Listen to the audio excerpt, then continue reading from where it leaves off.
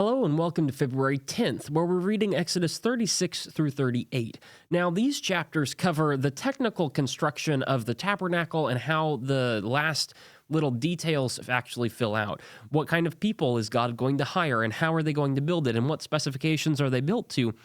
These chapters cover all of that information, and so that's the brief overview of what you have. Now, if you're interested in a detailed breakdown of each individual chapter, in chapter 36, we start talking about these guys named Bezalel and Aholiab. I don't know how to pronounce those either.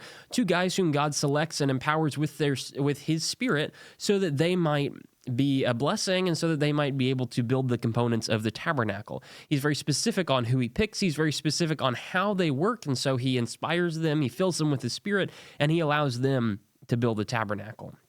Chapter 37 covers the making of the Ark of the Covenant, and the making of the table of showbread, and the making of the lampstand, and the making of the altar of incense.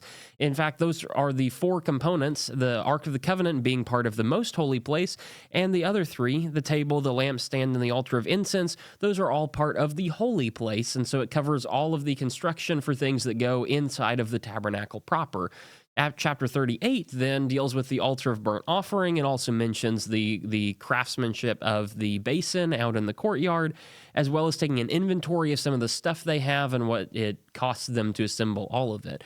It's a technical manual for a crafting of the tabernacle, which is something that Israel will only do once, but it does set up the specifications for what God wants in the tabernacle, and it's actually pretty interesting as you look at what God is requesting of his people.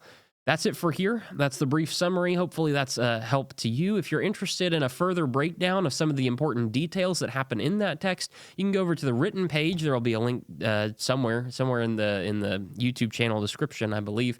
You can go check out the written page and see the longer version. But until then, I guess I'll see you tomorrow, February 11th, where we're reading the end of Exodus and the start of Leviticus as well.